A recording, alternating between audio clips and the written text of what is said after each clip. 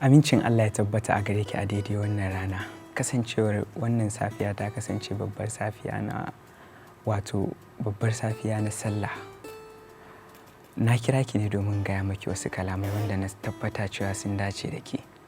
Kalaman ba wasu bane, ina so in tabbatar miki da cewa a daidai wannan safiya na shirya tsaf domin in je ga mahaliccina, wato in yi ibada na Idi.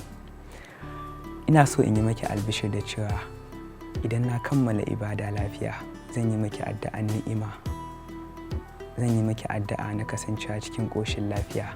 Bayan haka kuma zan taho gare ki cikin farin ciki.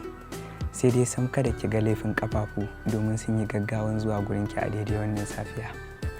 Idan kuma na iso kada ki ga laifin baki wurin saurin furta kalma guda 3 ƙwarara a gare ki. Kada ki ga laifin ido idan ya kalla abin da baki yake buƙatan ya faɗi. Kalma na farko da bakina ta fitar shine kin yi kyau, saboda na tabbata kwalliyarki za ta ɗauki idanu. Abin da idanuna su gani shine tsantsar kyau, tsantsar kwalliya, tsantsar halitta daga Ubangiji.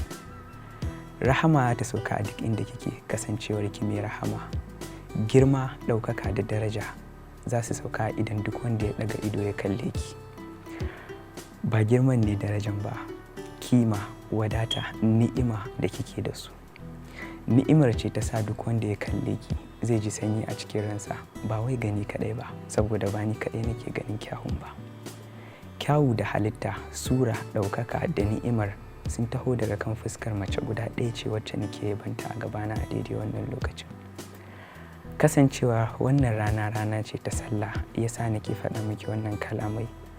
Ba don burge ki ko kuma neman girma a gare ki ba, sai don wa'innan ni'imomin sun zo ne kai tsaye daga mahaliccinki. Kin yi kyau a daidai wannan safiya. Ina miki fatan kasancewa cikin ƙoshin lafiya. Barka da sallah.